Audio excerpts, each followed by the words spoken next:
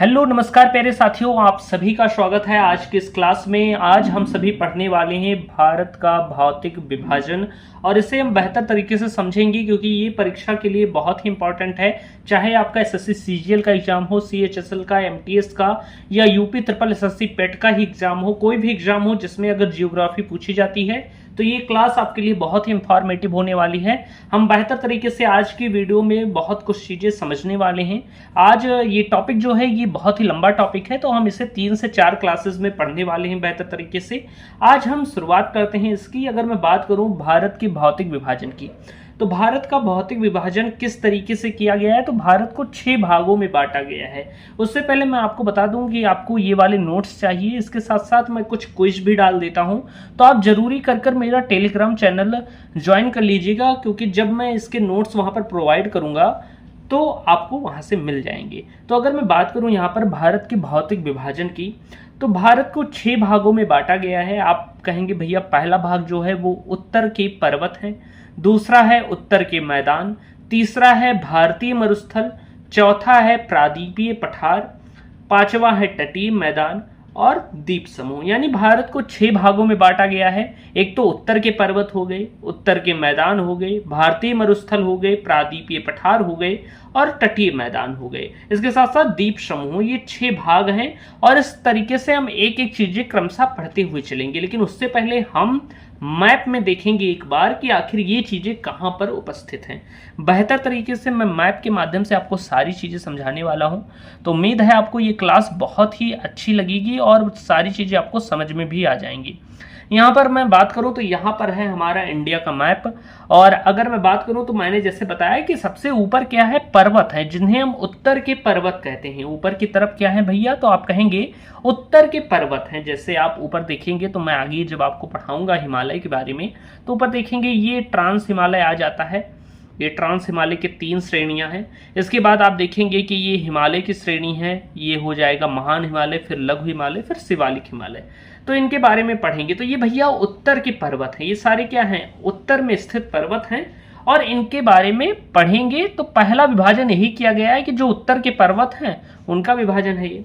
फिर उसके बाद आप देखेंगे उत्तर के मैदान। मैदान वैसे और भी चौड़ा है, लेकिन यहाँ पर थोड़ा मैं पतला बनाया है, समझिएगा, क्योंकि हाथ से बनाने में और रियलिटी में अंतर हो जाता है थोड़ा थोड़ा। तो आप समझ लीजिए कि बीच में लगभग यहाँ तक का क्या है, भाग मैदान है, ये समझ जाइएगा। तो ये भैया मैदान हो गया जो उत्तर के मैदान है। इसके साथ साथ मरुस्थल, मैदानों में ही मरुस्थल आता है, ये बात आप ध्यान रखिएगा। लेकिन अगर मैं बात करूं तो एक मैदान हो गया और एक मरुस्थल हो गया, तो ये उत्तर के मैदान हो गए। फिर आप भारतीय मरुस्थल को देखेंगे, जो राजस्थान वाला एरिया है, गुजरात का कुछ भाग है, वो मरुस्थल में आता है। फिर प्रादीपीय पठार की हमने बात की, जो पठार वाला क्षेत्र है दक्षिण भारत में आप देखेंगे, जैसे दक्कन का पठार हो गया, इन सबको हम पढ़ने वाले हैं। तो ये वाला दक्कन का पठार आपने सुना भी होगा, जब आप मराठा साम्राज्य इतिहास में पढ़ते हैं तो शिवाजी दक्कन के शेर कहे जाते थे, तो वही दक्कन का पठार आप देखेंगे। तो भैया ये जो प्रादीपीय पठार है इसके बारे में हम पढ़ेंगे। पठारी क्षेत्र जो है, जो आप किनारे में देख रहे हैं, ये कोस्टल लाइन है, यानी आप कह सकते हैं कोस्टल फील्ड है, तटीय मैदान हम इसे कह सकते हैं। ये वाले क्षेत्र जो समुद्र के किनारे के तट वाले क्षेत्र हैं उन्हें तटीय मैदान कहा गया है। तो एक तो ये हो गया भाग। फिर आप देखेंगे द्वीप समूह हो गए, जैसे अंडमान निकोबार और लक्षद्वीप। तो ये है, भारत को इस तरह से विभाजित किया गया है कि ऊपर की तरफ पर्वत है, बीच में थोड़ा मैदान है, फिर मरुस्थल है, फिर प्रादीपीय पठार है, फिर तटीय मैदान है और फिर द्वीप समूह है। इस तरीके से हम भारत को पढ़ते हैं। तो पहले हम पर्वतों के बारे में पढ़ेंगे, फिर मैदानों के बारे में, ऐसे करके हम 6 भाग को बेहतर तरीके से समझने वाले हैं। उम्मीद है आपको इतनी चीजें तो समझ में आई होंगी। अब हम चलते हैं अगले पेज में और बेहतर तरीके से मैं आपको सारी चीजें प्रोवाइड कर रहा हूं। अगर आपको इसके नोट्स चाहिए तो कमेंट में एक बार यस जरूर लिख दीजिएगा सर, और ये क्लास अच्छी लग रही है तब भी कमेंट कर दीजिएगा, तभी मैं प्रोवाइड करूंगा। ऐसे मैं नोट्स प्रोवाइड करने वाला नहीं हूं क्योंकि ये बहुत ही मेहनत से मैंने बनाए हैं। ऐसे नोट्स आपको पेड रुपए देने पर भी नहीं मिलेंगे। आप देखेंगे अभी तो मैंने शुरुआत की है, जब मैं पूरी जियोग्राफी आपको पढ़ाऊंगा तो आपको समझ में आएगा कि ये नोट्स कितने ज़्यादा रिसर्च से बनाए गए हैं और इतने कंसाइज वे में मैंने आपको सारी चीजें यहाँ पर समझाने की भी कोशिश की है। अगर मैं बात करूं तो भारत का क्षेत्रफल 32,87,263 वर्ग किलोमीटर है। इस बात में आपको कोई भी दिक्कत नहीं होनी चाहिए, ये मैं पहले ही बता चुका हूं। आपने कभी भी मैथ पढ़ा होगा तो ये जो 32,87,263 किलोमीटर है ये भारत का 100% है। कोई भी संख्या अपने आप की 100% होती है। तो अगर मैं मान लूं कि भारत हमारा 100% है तो उसमें से कितने परसेंट भैया मैदान है, तो आप कहेंगे 43%। भारत में 43% मैदान है और सबसे ज्यादा क्या पाए जाते हैं, मैदान ही पाए जाते हैं। ये बात आपको ध्यान रखनी है। जो मैंने मैप बनाया था हालांकि उसमें थोड़ा छोटा दिख रहा है लेकिन मैदान सबसे ज्यादा है, ये बात आप ध्यान रखिएगा। अगर मैं बात करूं तो 43% पाए जाते हैं मैदान, ये सर्वाधिक मात्रा में पाए जाते हैं। फिर 27.7% पाए जाते हैं पठार, फिर 18.6% पाए जाते हैं पहाड़ी, फिर 10.7% पर्वत पाए जाते हैं। तो ये बात आपको ध्यान रखनी है कि भारत में 43% एरिया पर मैदान है जहां पर फसलें उगाई जाती हैं। ये सब चीजें आप जानते हैं, जैसे गंगा यमुना दोआब का क्षेत्र हो गया, हमारा उत्तर प्रदेश बिहार हो गया, पश्चिम बंगाल हो गया, ये सब उपजाऊ भूमि है, मैदान के अंतर्गत आते हैं। पंजाब का कुछ इलाका हो गया, ऐसे 27.7% पठार के क्षेत्र में आता है। फिर 18.6% पहाड़ी में आता है, जैसे हिमाचल प्रदेश हो गया, या आप कहेंगे पहाड़ियां जो हैं, और 10.7% पर्वत, उधर ही साइड में पर्वत भी उपस्थित है। तो ये चीजें आपको समझनी चाहिए।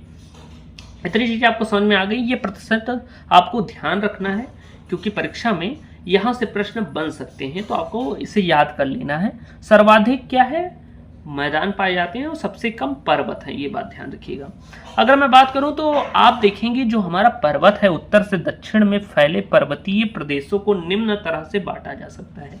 जब आप मैप में देखेंगे तो भैया ये जो पर्वत यहाँ पर फैले हुए हैं इनको हम इस तरीके से बांट सकते हैं। किस तरीके से भैया, तो आप कहेंगे जैसे ट्रांस हिमालय हो गया, वृहद हिमालय हो गया, लघु हिमालय हो गया, शिवालिक हिमालय हो गया और उत्तर पूर्वी हिमालय हो गया। तो इनके बारे में हमें क्रमशः पढ़ते हुए चलना है। तो हम शुरुआत कहाँ से करेंगे, हम पहले पढ़ेंगे ट्रांस हिमालय को। तो चलिए नेक्स्ट पेज पर चलते हैं और बात करते हैं कि आखिर ट्रांस हिमालय है क्या चीज।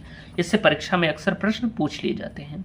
तो भैया उत्तर के जो पर्वत हैं, जो नॉर्थ में स्थित माउंटेन्स हैं, उनको दो भागों में बांटा गया है। दो भाग कौन कौन से हैं भैया, वो भाग हैं ट्रांस हिमालय और हिमालय। यहाँ पर आप देखेंगे पर्वत जो है उत्तर के, उनको दो भागों में बांटा गया है, एक तो ट्रांस हिमालय, दूसरा है हिमालय। अब हम किस तरीके से समझेंगे कि ट्रांस हिमालय कौन सा है और हिमालय कौन सा है, तो यहाँ पर हम मैप को देखेंगे और मैप के माध्यम से हम बेहतर तरीके से समझ सकते हैं। 2 मिनट रुकिएगा, पानी पी लेता हूँ। और एक बार कमेंट जरूर कर दीजिए अगर आप यहाँ तक वीडियो देख रहे हैं तो जरूर कमेंट कर दीजिएगा, प्यास लग जाती है क्योंकि क्या होता है ये पेज उड़ने लगता है तो मैं फैन भी बंद कर देता हूँ तो गर्मी बहुत ज़्यादा लगती है। तो चलिए अब मैं बात करता हूँ। मैंने बताया कि उत्तर के पर्वत दो भागों में बांटे गए हैं, एक है ट्रांस हिमालय और एक है भैया हिमालय। तो अगर मैं बात करूँ कि ट्रांस हिमालय कौन सा है और हिमालय कौन सा है, तो आप जब भी मैप में देखेंगे तो ये जो ऊपर की 3 रेखाएं दिख रही हैं या 3 माउंटेन्स मैंने बनाए हैं, एक सबसे ऊपर, फिर उसके बीच में, फिर यहाँ पर, ये 3 जो हैं ये ट्रांस हिमालय की श्रेणियां हैं। यानी कि ये लद्दाख में जो श्रेणियां आपको दिख रही हैं यहाँ पर, जम्मू कश्मीर लद्दाख में, ये कहाँ पर है भैया, तो आप देखेंगे लद्दाख में ज़्यादातर इनका क्षेत्र आता है और ये ट्रांस हिमालय कहा जाता है। ये हिमालय से भी प्राचीनतम पर्वत हैं। कौन, ये तीनों। और भैया ये ट्रांस हिमालय की ही 3 श्रेणियां हैं, आप देखेंगे कौन कौन सी, तो काराकोरम, लद्दाख और जास्कर। एक श्रेणी और है ट्रांस हिमालय की, कैलाश, जो कि तिब्बत में स्थित है, वो हमारे देश में नहीं है। लेकिन हमारे देश में ट्रांस हिमालय की 3 श्रेणियां हैं, काराकोरम, लद्दाख और जास्कर। इतनी चीजें आपको समझ में आ गई होंगी। अच्छा, अगर ट्रांस हिमालय के दक्षिण में बात करें, यानी कि इसके नीचे की तरफ दक्षिण होता है, आपको पता होगा, दक्षिण यानी कि साउथ डायरेक्शन की ओर आप देखेंगे तो ट्रांस हिमालय के दक्षिण में स्थित है क्या भैया, तो आप कहेंगे हिमालय। ये हिमालय की आपको 3 श्रृंखलाएं दिख रही होंगी। पहली श्रृंखला जो सबसे ऊपर है उसे हम महान हिमालय कहते हैं या ग्रेट हिमालय कहते हैं। जो माउंट एवरेस्ट है वो महान हिमालय में ही स्थित है। इसके बाद मैं बात करूं, उसके नीचे आता है भैया लघु हिमालय, फिर उसके नीचे आता है शिवालिक हिमालय। सबसे ऊंचा महान हिमालय है, फिर लघु हिमालय है और फिर शिवालिक हिमालय है। तो ये 3 श्रृंखलाएं जो आपको दिख रही हैं ये पर्वत हैं, एक महान हिमालय है, एक लघु हिमालय है और एक शिवालिक हिमालय है। इतनी चीजें आपको समझ में आ गई होंगी। कुछ चीजें और जान लें कि चीन का एक पर्वत है कुनलुन पर्वत, जो यहाँ पर स्थित है लगभग। हिंदकुश पर्वत इधर स्थित है अफगानिस्तान में। आपको पता होगा चंद्रगुप्त मौर्य का साम्राज्य हिंदकुश पर्वत तक विस्तारित था, तो वो हिंदकुश पर्वत यही है। यहीं पर है भैया पामीर नोट ग्रंथि। इसी पामीर नोट ग्रंथि से ट्रांस हिमालय निकला है, ये बात आप ध्यान रखिएगा, यहीं से ये जुड़ा हुआ है। इसी पामीर नोट ग्रंथि का भाग है ट्रांस हिमालय। इधर भैया सुलेमान पर्वत है, जो कि पाकिस्तान का एक पर्वत है। तो इतनी चीजें आप समझ गए होंगे। आपको पोजीशन समझ में आ गई होगी कि ट्रांस हिमालय कहाँ स्थित है। ये 3 श्रृंखलाएं हैं उसकी, काराकोरम, लद्दाख, जास्कर। चौथी श्रृंखला कैलाश है, जो कि तिब्बत में स्थित है, भारत में नहीं है। फिर उसके बाद हिमालय की 3 श्रृंखलाएं, महान हिमालय, लघु हिमालय और शिवालिक हिमालय। सबसे ऊंचा महान हिमालय, उससे कम ऊंचा लघु, और फिर सबसे नीचा जो है या सबसे नया जो है वो शिवालिक हिमालय है। इतनी चीजें आपको समझ में आ गई होंगी। जो ट्रांस हिमालय है वो बहुत प्राचीन है, हिमालय से भी ज्यादा प्राचीन है। ओके, अब हम बात करते हैं ट्रांस हिमालय के बारे में। ट्रांस हिमालय के बारे में कुछ चीजें हम यहाँ पर जानेंगे कि ट्रांस हिमालय को हम परा हिमालय भी कहते हैं। ये बात आपको ध्यान रखना है। जैसे पापा की परी होती है ना, वैसे ही ट्रांस हिमालय भारत का परा है। इस तरीके से आप याद रख सकते हैं कि भारत का परा कौन है, तो आप कहेंगे ट्रांस हिमालय। जैसे पापा की परी होती है, वैसे भारत का परा कौन है, तो ट्रांस हिमालय। इसे परा हिमालय भी कहते हैं। इसके अतिरिक्त मैं बात करूं तो यह पामीर नोट ग्रंथि का भाग है। ट्रांस हिमालय जो है ये पामीर नोट ग्रंथि का भाग है। आप देखेंगे तो ये वाला जो पामीर नोट ग्रंथि है, यहीं से निकला हुआ है ट्रांस हिमालय। ये बात आपको ध्यान रखनी है। ये चीजें मैंने बता दी थी वैसे भी पहले। अगर मैं बात करूं तो यह हिमालय से भी पुराना है। मैंने अभी आपको बताया कि ट्रांस हिमालय जो है वो हिमालय से भी ज्यादा प्राचीन है। महान हिमालय के उत्तर में ट्रांस हिमालय उपस्थित है, या आप ये कह सकते हैं कि ट्रांस हिमालय के दक्षिण में महान हिमालय उपस्थित है। दोनों बातें एक है। आप देखेंगे मैप में तो क्योंकि महान हिमालय के ऊपर की तरफ उपस्थित है कौन, ट्रांस हिमालय, तो उत्तर की तरफ है। ये बात ध्यान रखिएगा। तो इतनी चीजें आपको क्लियर होंगी। अब हम अगले पेज पर चलते हैं।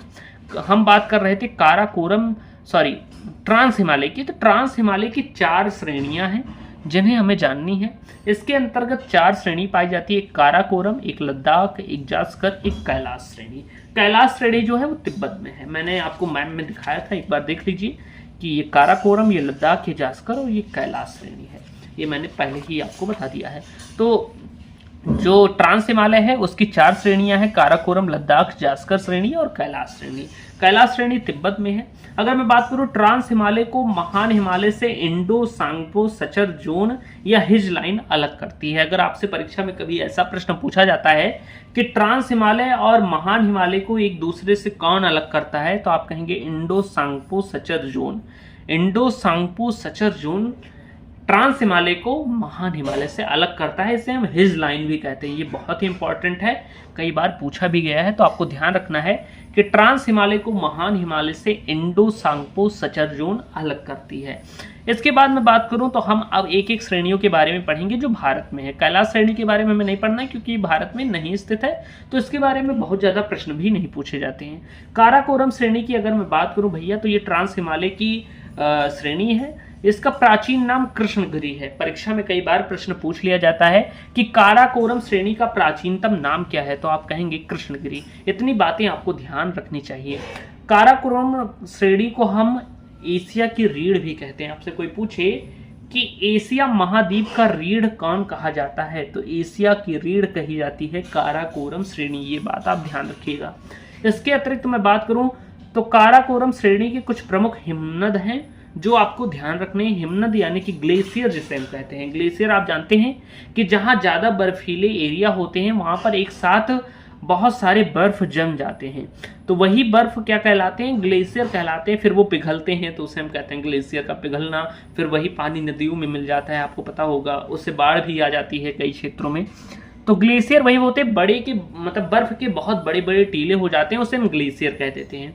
तो भैया जो काराकोरम श्रेणी के प्रमुख ग्लेशियर हैं जो परीक्षाओं में पूछ ले जाते हैं वो हैं सियाचिन ग्लेशियर, बियाफो, बाल्टोरा और हिस्पर। ये बात आपको ध्यान रखनी है, सियाचिन, बियाफो, बाल्टोरा, हिस्पर। सियाचिन, बियाफो, बाल्टोरा, हिस्पर, ये 4 ग्लेशियर हैं जो बहुत ही इंपॉर्टेंट है। इनसे परीक्षाओं में प्रश्न पूछ लिए जाते हैं। इनमें सबसे इंपॉर्टेंट सियाचिन ग्लेशियर है। सियाचिन एक ग्लेशियर है, यह नुब्रा घाटी पर स्थित है। कहां पर स्थित है? तो आप कहेंगे भैया ये नुब्रा घाटी पर स्थित है और विश्व का सबसे ऊंचा बैटलफील्ड है, यानी कि युद्ध स्थल है। मैंने पिछली वाली क्लासेस में जब शुरुआत में आपको भारत पाकिस्तान विवाद के बारे में बता रहा था तो वहां पर मैंने सियाचिन का जिक्र किया था। अगर आपने पहली दूसरी क्लास ली होगी, दूसरी वाली क्लास, तो वहां पर मैंने जिक्र किया था। तो सियाचिन क्या है? सबसे ऊंचा बैटलफील्ड है विश्व का। तो ये बात आप ध्यान रखिएगा, ये बात आपको ध्यान रखनी है।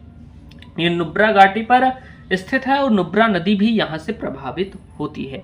अगर मैं बात करूं काराकोरम श्रेणी की, तो काराकोरम श्रेणी में ही K2 यानी कि गार्डविन ऑस्टिन पर्वत स्थित है या चोटी स्थित है। आप कहेंगे कि जो काराकोरम श्रेणी है यहीं पर भारत की जो सबसे ऊंची चोटी है गार्डविन ऑस्टिन, जिसे हम K2 कहते हैं, ये पर्वत चोटी कहां पर स्थित है? तो आप कहेंगे ट्रांस हिमालय के काराकोरम श्रेणी में ही। क्या गार्डविन ऑस्टिन हिमालय का भाग है? तो बिल्कुल नहीं, यह ट्रांस हिमालय का भाग है। तो गार्डविन ऑस्टिन जो भारत की सबसे ऊंची चोटी है वो कहां पर स्थित है? वो काराकोरम श्रेणी में ही स्थित है। ये जहां पर स्थित है उस पर्वत को हम गौरी नंदा पर्वत भी कह देते हैं। ये बात आपको ध्यान रखनी है। 8611 मीटर इसकी हाइट है। यह भारत की सबसे ऊंची चोटी है और विश्व की दूसरी सबसे ऊंची चोटी है। सबसे ऊंची चोटी कौन सी है? तो माउंट एवरेस्ट है, आपको पता होगा, वो नेपाल में स्थित है। दूसरी जो विश्व की सबसे ऊंची चोटी है वो गार्डविन ऑस्टिन ही है जो भारत में स्थित है। इतनी चीजें आपको समझ में आ गई होंगी। अब हम चलते हैं अगले पेज पर। अगले पेज पर हम कुछ चीजें जिक्र कर लेते हैं। वैसे मैं इसका जिक्र कर चुका था सियाचिन के बारे में, लेकिन एक बार फिर से हम जिक्र करेंगे कि सियाचिन ग्लेशियर पहले पाकिस्तान के अंतर्गत आता था, मैंने आपको बताया था, लेकिन 1984 में भारत ने ऑपरेशन मेघदूत द्वारा इस पर अपना नियंत्रण स्थापित किया और तब से ये भारत के अंतर्गत आता है। इसीलिए ये भारत पाकिस्तान के मध्य विवाद भी बना रहता है, क्योंकि पाकिस्तान कहता है ये मेरा हिस्सा है और भारत का तो है ही ये हिस्सा, वैसे ये भारत का ही हिस्सा है। अगर मैं आगे की चीजों के बारे में बात करूं तो काराकोरम भारत की सबसे उत्तरी पर्वत श्रृंखला है, या आप कहेंगे सबसे उत्तरी पर्वत है। ये बात आपको ध्यान रखनी है। आप कभी भी मैप में देखेंगे, मैं आपको दिखा देता हूं मैप में, तो सबसे ज्यादा नॉर्थ में स्थित पर्वत कौन सा है भारत में? सबसे नॉर्थ में यही काराकोरम स्थित है। तो ये बात आपको ध्यान रखना है कि काराकोरम जो पर्वत है वो सबसे उत्तरी पर्वत है भारत का। इसके बाद मैं बात करूं ट्रांस हिमालय की दूसरी श्रेणी की, जिसे हम लद्दाख श्रेणी कहते हैं। ये लद्दाख में मुख्यतः स्थित है।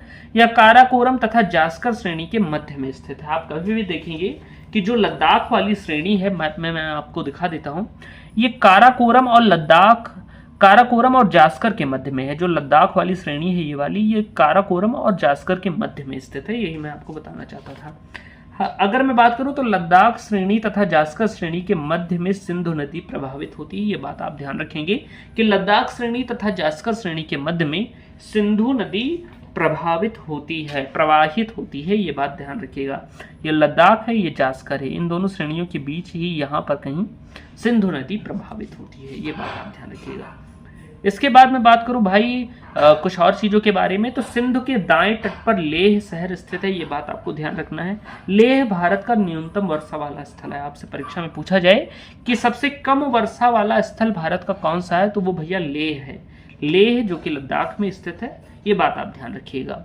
अगर मैं बात करूं तो लद्दाख भारत का सबसे ठंडा शहर है। ये बात आपको ध्यान रखनी है। और भारत का सबसे ऊंचा पठार भी है। कौन सा? लद्दाख। लद्दाख भारत का सबसे ऊंचा पठार भी है और भारत का सबसे ठंडा शहर भी है। आपसे पूछा जाए कि भारत का सबसे ठंडा शहर कौन सा है, तो आप कहेंगे लद्दाख। लद्दाख में ही द्रास पड़ता है जो कि लद्दाख का प्रवेश द्वार है। ये भारत का सबसे ठंडा स्थान है। जैसे ओवरऑल पूछा जाए तो लद्दाख है सबसे ठंडा स्थान, लेकिन लद्दाख में भी कौन सा क्षेत्र सबसे ज्यादा ठंडा है, वो है द्रास, जो कारगिल जिला में पड़ता है। आप जानते हैं 1999 में जब कारगिल युद्ध हुआ था तो ये यहीं पर हुआ था। ये कारगिल जिला में स्थित है द्रास। बहुत ज्यादा ठंडक वहां पर होती है, सबसे ठंडा स्थान है भारत का। इसके पश्चात में बात करूं तो ये चीजें आपको ध्यान रखनी है, कभी भी परीक्षा में पूछा जा सकता है।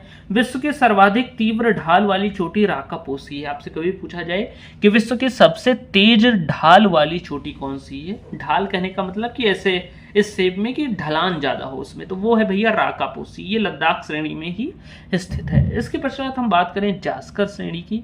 जास्कर पर्वत श्रेणी की हम बात करें तो ये भैया लद्दाख में स्थित है। द्रास यहीं पर स्थित है। ये बात आपको ध्यान रखना है कि जास्कर पर्वत श्रेणी में ही द्रास स्थित है, जो भारत का सबसे ठंडा स्थान है और लद्दाख श्रेणी के दक्षिण में स्थित है। जो जास्कर पर्वत है आप देखेंगे तो लद्दाख श्रेणी के नीचे ही पड़ता है। ये लद्दाख श्रेणी होगी ये वाली, इसके दक्षिण में स्थित है जास्कर, ये बात ध्यान रखिएगा।